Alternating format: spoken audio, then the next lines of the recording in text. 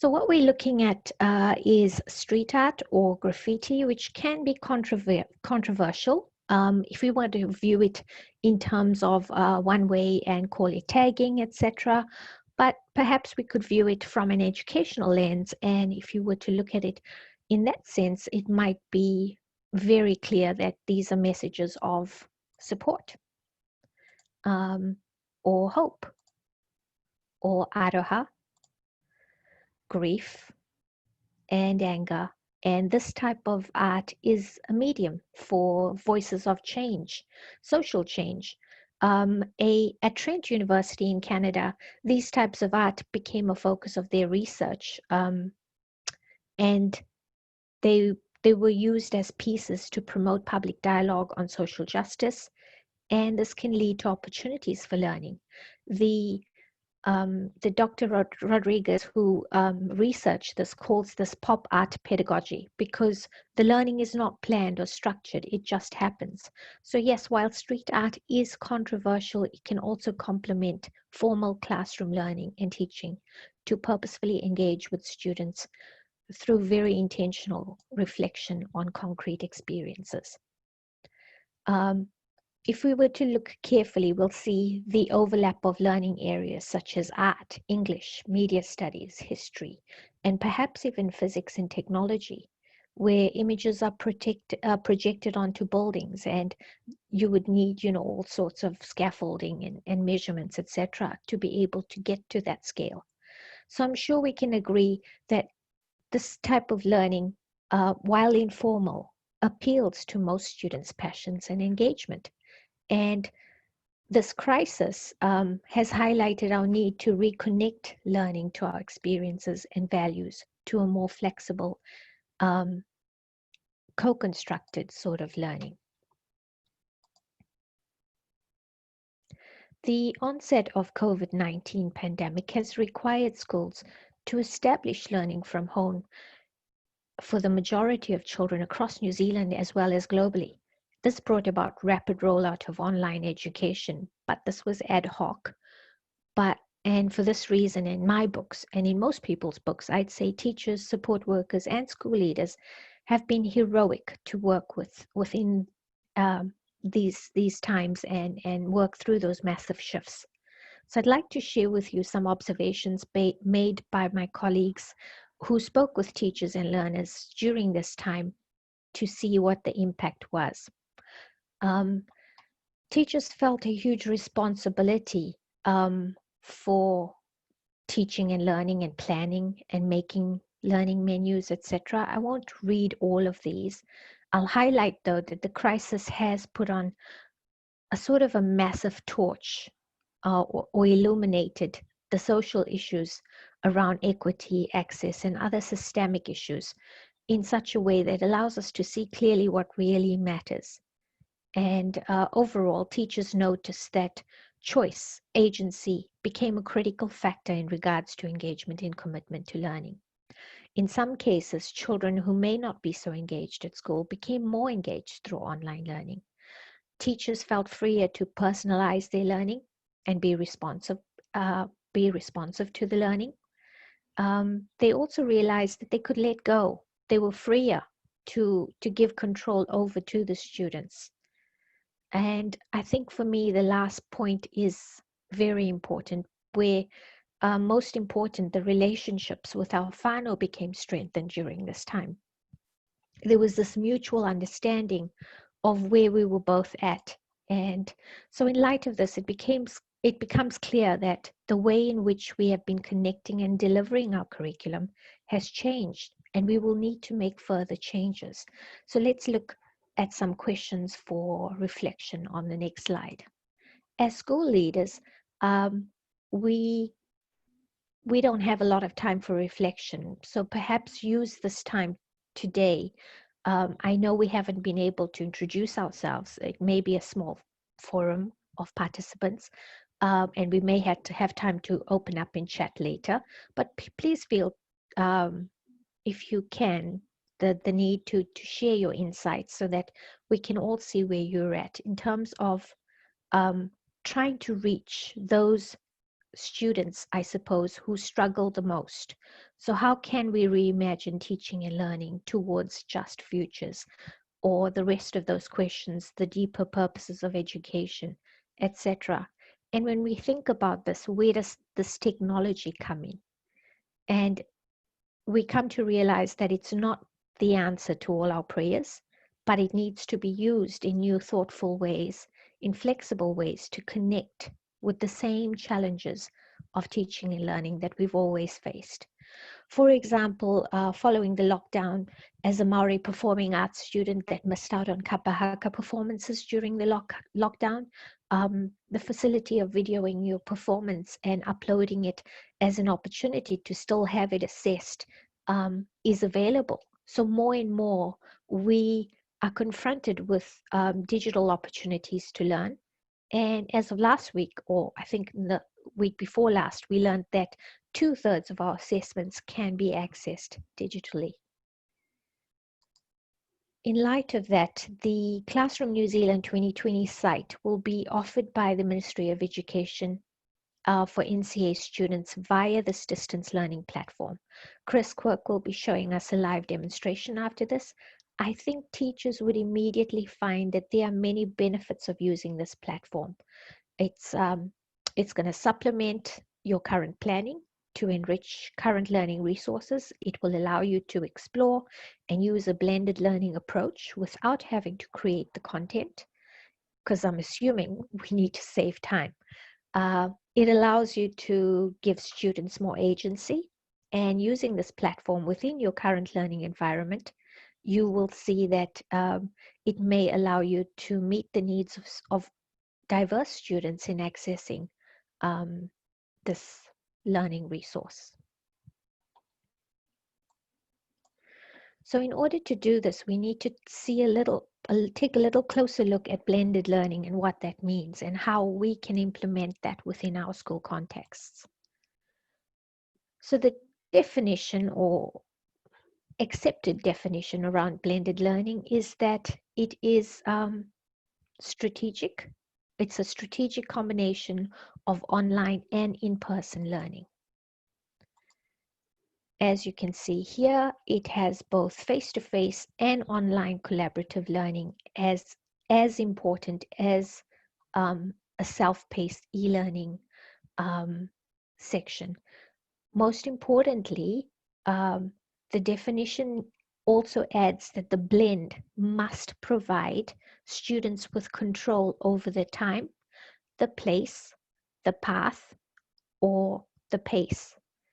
The key word here is that students have the control over the time when they learn, the place, they can choose the path in terms of differentiated content, and they have control over the pace of learning within appropriate timeframes set by the teacher.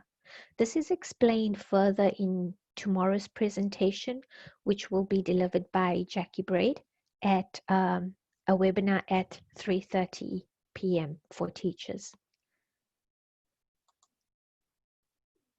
Something more familiar to us is Bloom's taxonomy, but as we know it, the flipped classroom-based teaching model has often been used in terms of providing an online space for learning, whereas the traditional classroom spaces were viewed as a separate learning space. Now, however, though, a much closer integration of classroom and online teaching has formed under this hybrid sort of blended learning area, where classroom time is reduced, but it's not eliminated, with substantial time being used for online learning. In a flipped classroom, the teacher may record lectures, provide access to videos, readings, quizzes, other resources which students work through prior to coming to class. Classroom time is spent on interaction amongst the students with the teacher, either through discussion, problem solving, looking at case studies together, practical exercises, or lab work. The materials often designed to be used after class for review and assignments. So if you were to implement a successful blended learning sort of model, it would require a focus on what may be best done on school grounds in classroom, such as face-to-face interaction, because that is still required and still important, and what may be best done online. So being able to judiciously understand what the difference is and where to best use it. So it requires a rethinking of teaching and learning practice, as well as perhaps maybe looking at classroom layouts as more interaction between the students may take place, involving students into their own learning, and perhaps even involving outside experts who may come in to participate via in-person or virtually via Skype lesson, etc. There are a number of infinite ways to blend online and in person, and there's many models of blended learning out there. The reason for highlighting this model to you that you see in front of you now is that we need to be more intentional about selecting the specific approach that fits well within our own teaching philosophy, our own school culture, and keeping in mind what our teacher and student needs are. So if you look on your left, we may still be very much in the bricks and mortar traditional instruction with technology-rich instruction in some cases. And more of us need to be moving in towards blending in the online aspects of it. There's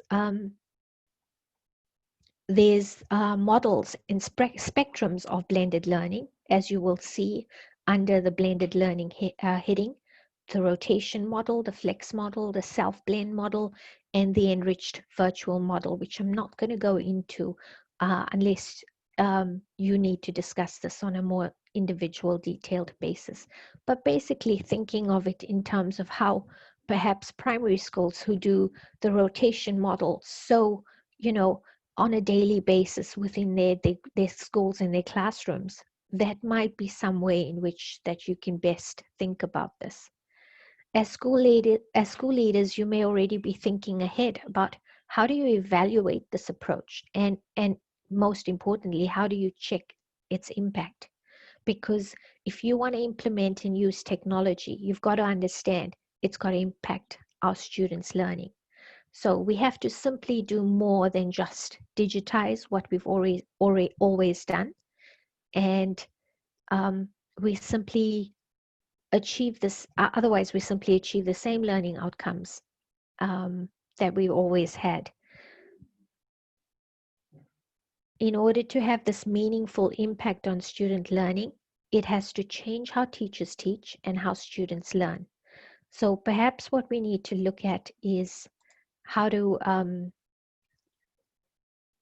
digitize the work, which you can see here.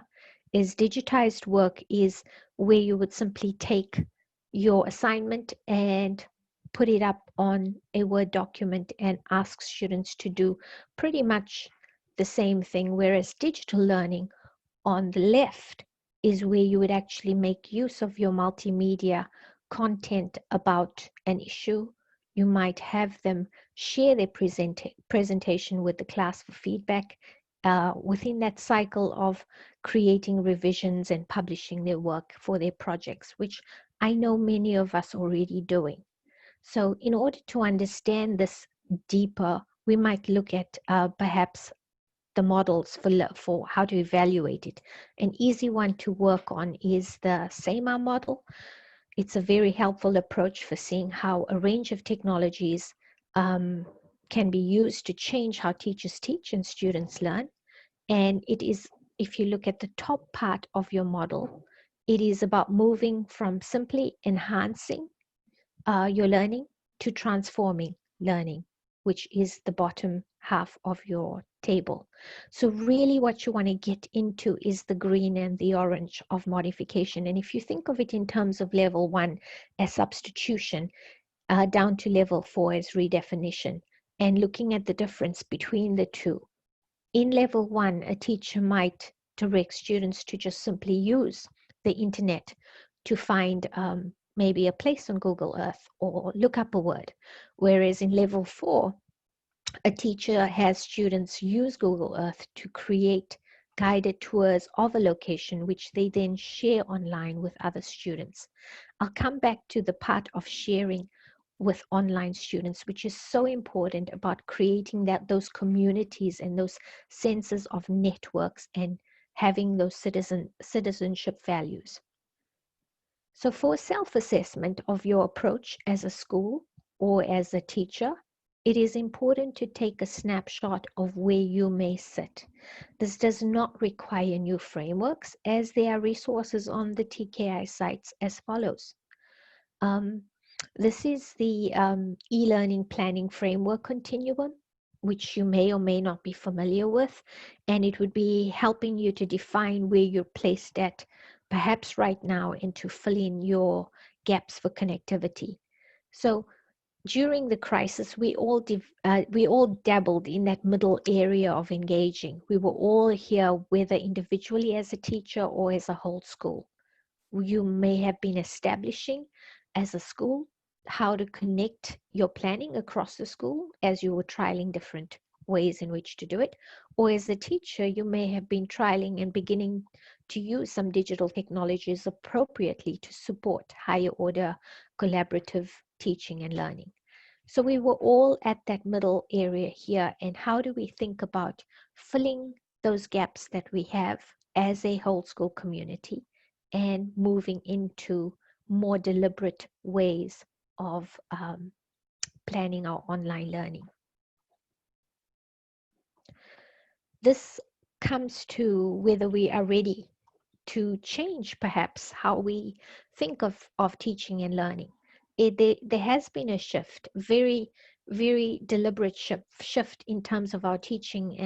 If you're looking at how teachers are working with doing more now rather than knowing, the focus seems to be more on students, on teamwork, on not the consumption of information, because we have Google at the ready. Internet and information is with us all the time, but rather constructing the meaning, making meaning out of the work. That's become our focus, and that seems to be where the majority of our work seems to lie. Something that we don't seem to do very well is the last point, is where we do not connect from within ourselves to other networks and online peers and experts and the global world out there for students and schools and for teachers. So when we think about that last point, it's really important because students need to be networking. They need to be part of this global system of values and society, as the beginning part of this presentation showed us, is that they care, they have cared about a lot of things. They're part of it. It's, are we on board with it as well? Are we bringing it into our classrooms? The future of blended learning is already on our doorstep with the advent of 5G. As you know, blended learning incorporates artificial intelligence now. It can incorporate virtual reality, and if you're lucky, you have these constructions of technology developing within your school curriculum. So I would encourage you to definitely get in to figure out how we can make better use of them. The lockdown experience shows us that it was possible to create sort of a digital age learning ecosystem, not only with the technology, but to continue to focus on the things that matter. For instance, your sense of community and asking essential questions that matter for students who need to survive the challenges of their future. So that's not going to change. All we need to do is figure out ourselves as teachers and leaders how to go about developing that sort of content and ecosystem where all of those things are still in place, but we can do it virtually and online. I'm a huge fan of Michael Fullan's work in terms of new pedagogies for deeper learning, and he highlights the need to incorporate the 6 C's of 21st century learning in our teaching culture. And I know most of us are familiar with the 4 C's of communication, creativity, collaboration, and critical thinking, but the other 2 in terms of citizenship and character education are just as important, because you will note that with a virtual and online space, the issues of character and citizenship becomes doubly important, because the need for well-being and social emotional learning is hugely stressed, especially in current times. And of course, with citizenship and online learning, being able to use the internet judiciously is also a huge thing that we need to actually teach very intentionally as well. So it incorporates all of that in a student-centered approach where student voice and choice is balanced with, of course, student responsibility and student organization. This would obviously encourage teachers to be able to help students with more organizational tools, student tracking, especially during lockdown where we couldn't track our vulnerable or at-risk students. That was a concern for us. We need to increase collaboration so that students become members of networks, and this would improve, obviously, their cultural competency. It would be capable of meeting more individual students' needs and development of positive learning behaviors with higher order thinking skills.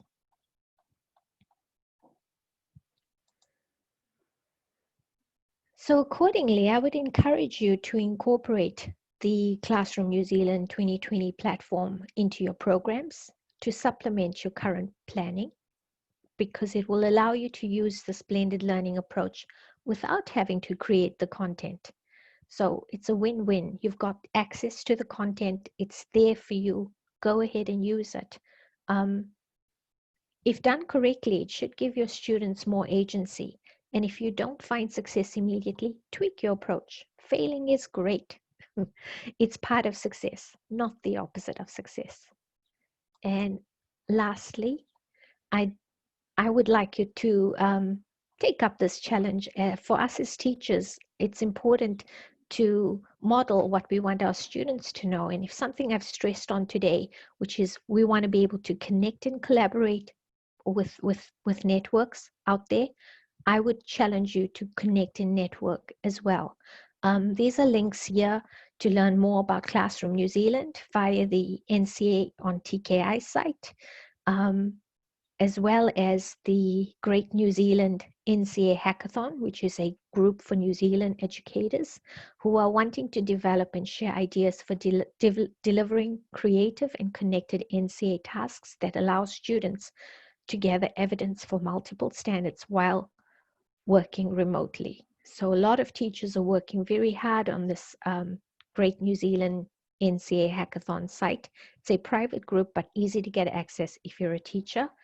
And there's some Twitter hashtags there, like the @ChatNZ, as well as DisruptEd, which is great. So I would encourage you to get on to social media, network, and move into those virtual spaces to connect and collaborate as teachers. And I think we are ready to move on to Chris's demonstration. Thank you, Misha. I'll just start sharing my screen. Sure. I think you have to stop sharing. I do. There we go. Thank you.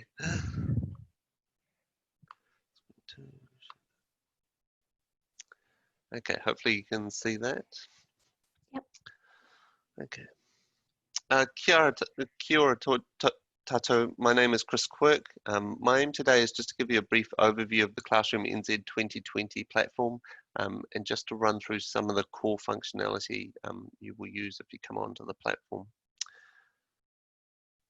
Just one key point about the platform, you will need to use a browser other than Internet Explorer to access the platform. So I'm going to be using Google Chrome moving forward, but you can use other browsers as well, like Firefox or Edge.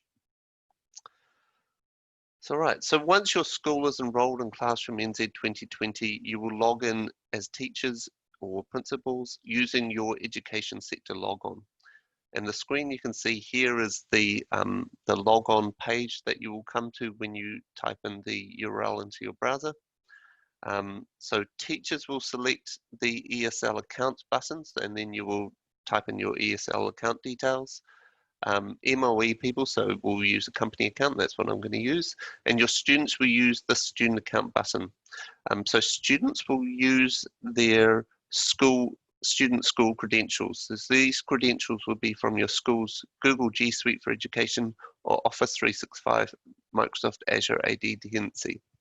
So it's basically the account credentials your students currently use to log on to your systems. I'm going to click on company account and I'm going to jump out of there. Sorry, I'm going to out of there. So this is the screen you will come to once you've clicked into your login account. So you will see this is the home page for the environment. In this section here, you will see all the courses that you are enrolled for. So the courses that you're enrolled for will be defined by the registration form you fill out when you enroll to be part of Classroom NZ 2020. Over on the right-hand side, you will see a set of announcements. So for example, these sessions are being outlined as announcements. So these are platform-wide announcements that will be put onto the platform by the Ministry of Education to highlight key events or key bits of information that we want everyone on the platform to see. Right, I'm just going to click onto this course. So this is the Mathematics NCEA Level 1 course for School A. I'll just make a key point here that a separate instance of each Te Kura course will be created for each school. For example, this is the Maths NCEA Level 1 course for School A. And each school will have their own instance of Maths NCEA Level 1 and for all the other courses.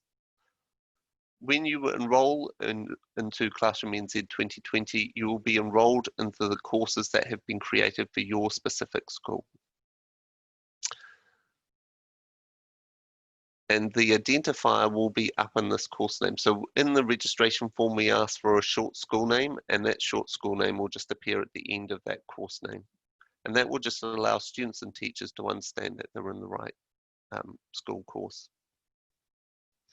At any time, you can turn to the home page by clicking on this Ministry of Education logo up the top, and that will just take you back to the keyboard course. There's also a very basic function up here, which allows you to pin courses. So if I was to pin, I've pinned that Mathematics NCEA Level 1 course, and it just appears at the top of my list here. But for example, I can search for this for all the School A courses, and they'll appear there, and I can pin those onto the top of that as well. And it's just a way of keeping track of courses.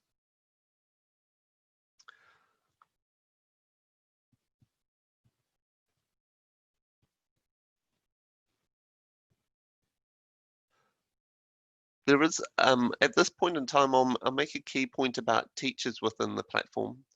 So we have two types of teachers. So we have teachers who will be enrolled into unique courses. So a teacher will be enrolled into Mathematics NCEA Level 1 School A, and they will appear in the class list for that course. But also we have a set of oversight teachers, and these teachers are enrolled in every course that is available for a particular school. So they will be able to see all the School A courses. And we've found that that's quite a useful way for schools to come onto the platform by identifying a couple of oversight teachers, and then they can go through and kind of review all the course material for that school across all the courses.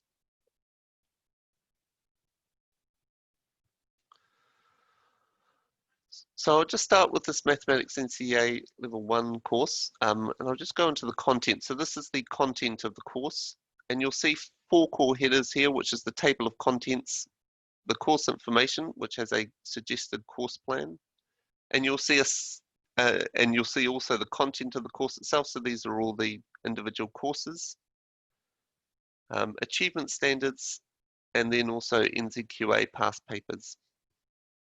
So for all of the courses within that will be set up for your school, so all the Takura courses, they will have a similar set of contents available for them.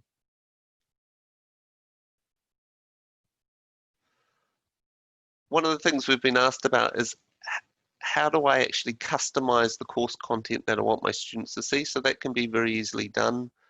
So for example, we've got a whole series of different courses here. So everyday life skills, essential skills, everyday life Latin. If you don't want your students to see one particular course element, you can use this button up the top to make that section invisible. So that little crossed out eye there means that your students, when they log into this course, they won't be able to see this particular part of the course. And this applies for most of the stuff in content. So you can go through and make them visible or invisible up the top. So this allows you to control the content that your students see on the platform. And one of the things Misha talked about was engagement. So like with most social media platforms, this platform comes with kind of an activity feed. So you can create posts up here. You can create either messages or you can create also assignments. So you can put an assignment up there and give it a name and things like that. And then this allows students who log into this course, they can post back against that post as well. So they can make comments on it.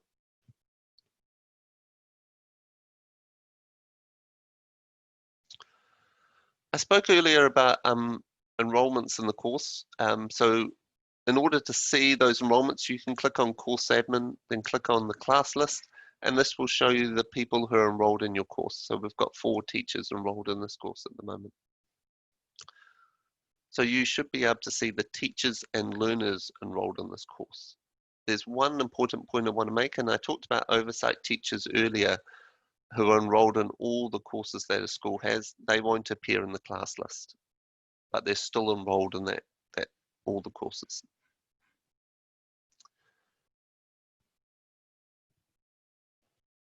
So this class tools menu option up here has most of the key tools available to teachers using this course. So assignments, checklists, class progress, grades, intelligent agents, quizzes, and surveys. I'll just quickly cover off intelligent agents. So intelligent agent is essentially an automated check of particular criteria. So for example, you can set up a automatic agent to review login activity or course activity. So this is a useful way of ensuring that learners are logging into courses regularly. And you can take a series of actions as well and then scheduling.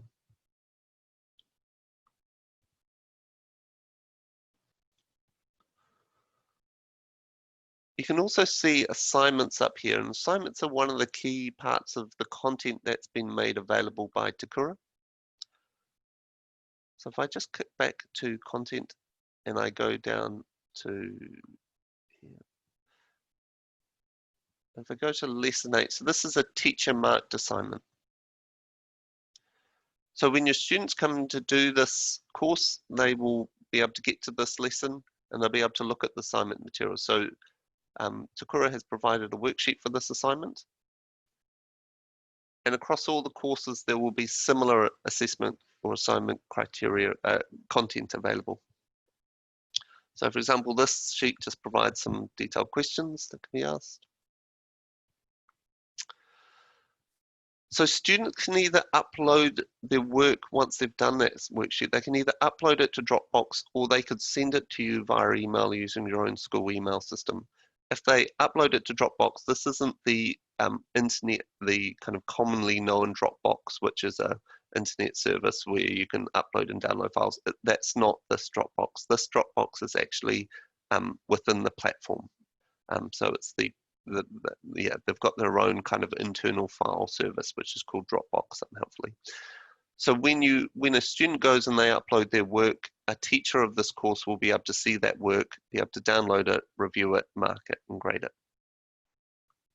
And the feedback on that will appear in this assignment tool. So you'll see here around, so these are all, this is the way in which you can track the assignments coming in to Dropbox. So they've got submissions here, they've got completed, evaluated, feedback, publish, and due date. So there's a workflow behind this as well for helping you work through and mark the assessments that come onto the platform.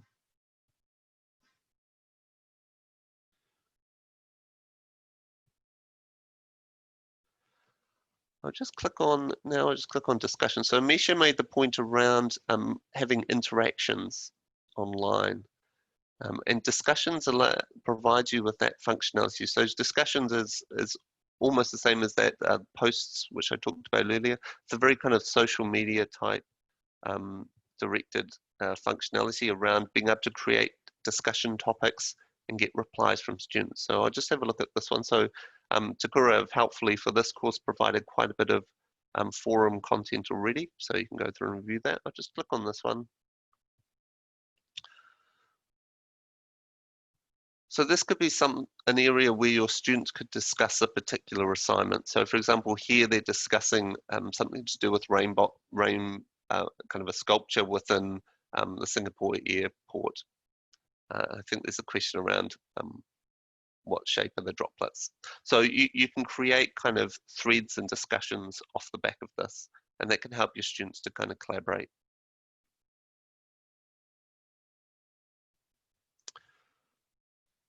One thing I will just cover off as well is on the course home, you can see that there's a calendar function over here. So you can create a series of events in that calendar function as well. So if I go to course admin, I can click calendar and I can create events. So these events can help kind of give a structure to student learning and to give guiders and pointers about when things need to be done by students. So for example, you could put a reminder about an assignment has to be done on X date and put it into there. And then that will appear on the course homepage and everyone enrolled in that course will be able to see that calendar item.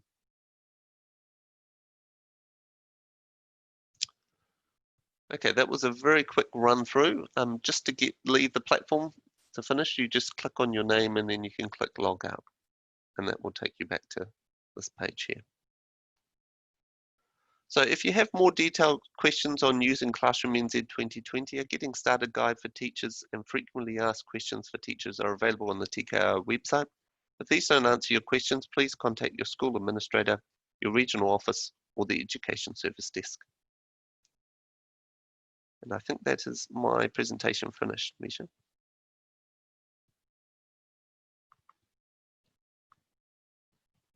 Oh, sorry, I can stop sharing. Yeah. Okay, great. And I'm just going to share this one. Okay, we've come to, thank you, Christopher. That was a really good demonstration with some basic questions, the overall arching questions that you might have regarding how do you go about delivering this. And for me, I like the idea that it's a one-stop shop and it's got pretty much everything. You don't need to use your email box to get assignments from students. It can just be opened up within that platform and you'll have all of that in one space. I think for teachers and making it easy for them, that is really, really important.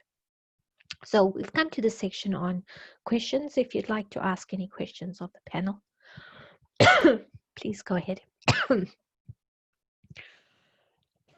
I think we can even unmute participants at this stage if you'd like to talk. And introduce yourself. Sorry, excuse me. Oh, pardon me.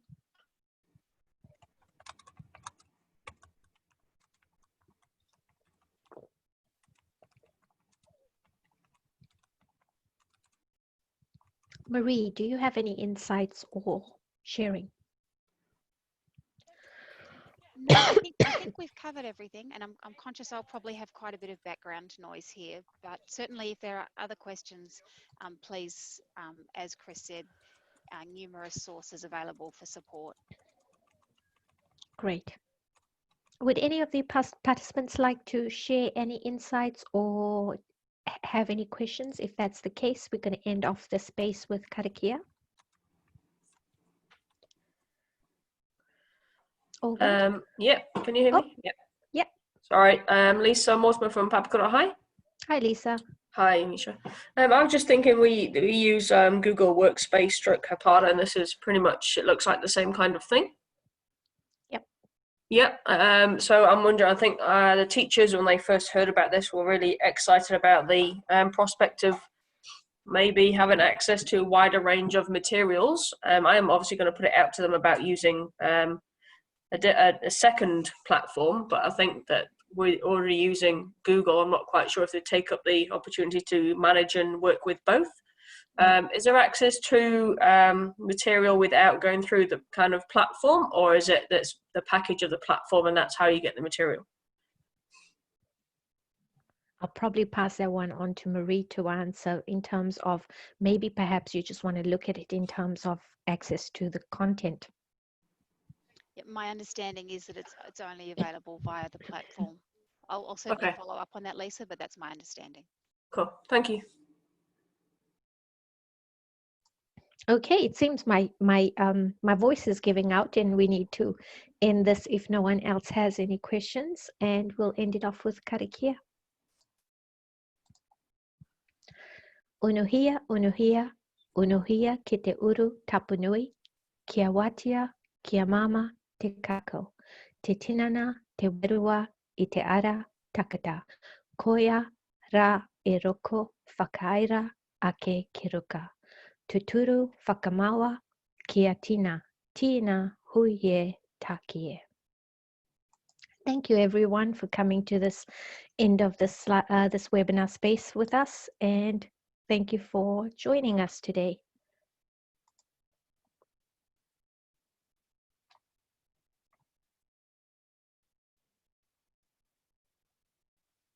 Great.